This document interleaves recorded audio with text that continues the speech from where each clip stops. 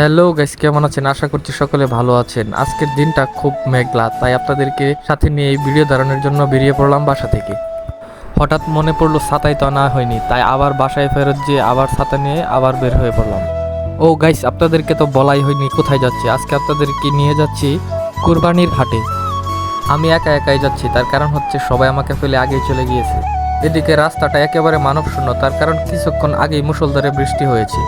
আর সেই বৃষ্টিকে উপেক্ষা করে আমি চলেছি বাজারের দিকে। ওই দূরে যে সড়কটি দেখতে পাচ্ছেন সেটি হচ্ছে ঢাকা ময়মনসিংহ মহাসড়ক। আচমকা বিকট শব্দে মাথা ঘুরিয়ে দেখি কারেন্টের পিলারের উপর কিছু একটা বিকট শব্দে বিস্ফোরিত হয়েছে। এদিকে দাদা খাসি বিক্রি করতে পারেনি, তাই বাড়িতে নিয়ে চলে যাচ্ছে। এদিকে আমরা হাটে চলে এসেছি। বৈরী আবহাওয়ার মধ্যেও হাটে প্রচুর পরিমাণ লোকজন এবং প্রচুর পরিমাণ কুরবানির পশু উঠেছে। কুরবানির পশুর চাইতে সাধারণ জনগণই এখানে বেশি মনে হচ্ছে। হঠাৎ ছোটবেলার কথা মনে পড়ে গেল। দাদা, বাবা অথবা মামার হাত ধরে কতই কুরবানির হাটে এসেছি, কিন্তু আজকে বলার মতো কেউ নেই। যাবি কুরবানির হাটে? সকল দুঃখ কষ্টকে বাম পাশে রেখে আমরা গরু দেখতে লাগলাম। এই গরুটি পছন্দ হলেও দামে বনিবনা না হয় আমরা এখান থেকে চলে আসি।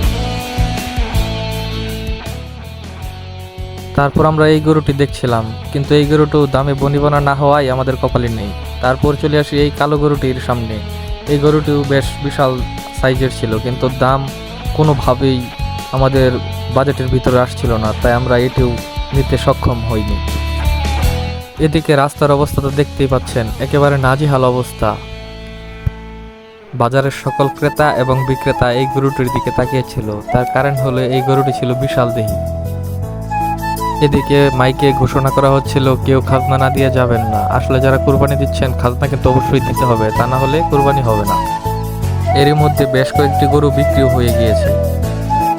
আকর্ষণ করে বলছে আপনারা সকলে রওনা করে যাবেন, কেউ রওনা ছাড়া যাবেন না। এটি হচ্ছে আমাদের বাজারের সবচাইতে পুরনো এবং মজাদার চিংড়ি মাছের বড়ার দোকান। তো এখানে চিংড়ি মাছের বড়া খাওয়া দাওয়া করে তারপর আমরা চলে যাই হাত মুখ ধুতে, কারণ আমাদের শরীরের অবস্থা খুবই খারাপ। এদিকে হাত মুখ ধুতে শেষ করতে করতে এদিকে আকাশের অবস্থা খুব খারাপ হয়ে এসেছে। চারদিকে মনে হচ্ছে বিকেল গড়িয়ে সন্ধ্যা, কিন্তু এখন পর্যন্ত মাগরিবের আজানই হয়নি।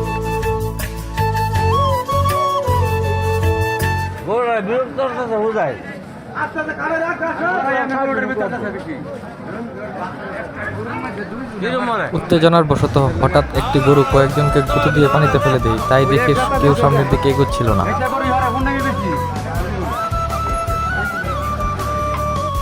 এরপর আমরা কুরবানির হাট থেকে হাঁটা শুরু করি আমাদের কাঁচা বাজারের উদ্দেশ্যে।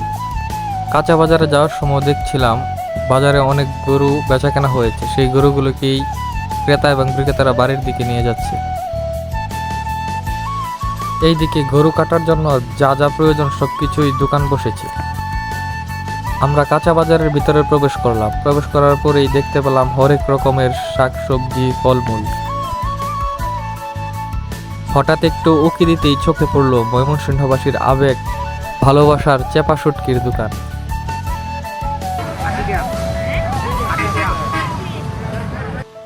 এইখানে মামা বলছিল 250 গ্রাম কাঁচামরিচের দাম নাকি 80 টাকা। এটা শুনে তো আমার মাথায় হাত। আর এদিকে তো মুরগির দোকান ফাঁকা। তারপর আমরা চলে আসি ঢাকা ময়মনসিংহ মহাসড়কের ফুটপাতের উপর বসা কাঁঠাল বাজারে। এখানে 20 টাকা থেকে শুরু করে 300 টাকা পর্যন্ত কাঁঠাল পাওয়া যায়।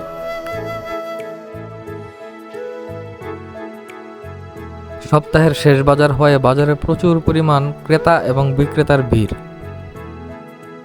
100 টাকার বিনিময়ে এই কাঁঠালটি আমরা ক্রয় করে নিই। তারপরের গন্তব্য বাড়িতে যেতে হবে। আকাশের অবস্থা খুবই খারাপ, বৃষ্টি নামার আগেই বাড়ি পৌঁছাইতে হবে। লাল কাদামাটি শরীরে লেগে আমার অবস্থা নাজেহাল। রাস্তায় ব্যাটারি চালিত অটো এবং সিএনজি থাকা সত্ত্বেও আমরা উঠেছি সেই পুরনো ভ্যান গাড়িতে, কারণ আমরা পুরনো দিনের সেই ফিলটি পেতে চেয়েছিলাম। চারপাশের মনোরম দৃশ্য দেখতে দেখতেই আমরা চলে এসেছি আমাদের বাসার খুব কাছে। আর এই দেয়ালটি আমাদের দুই থানাকে ভাগ করে দিয়েছে, ভালুকা এবং ত্রিশাল। আমাদের বাসা ভালুকা থানায় হলেও আমাদের বাজার নিকটস্থ বাজারটি পড়েছে ত্রিশাল থানায়। আর এই হচ্ছে আমার অবস্থা।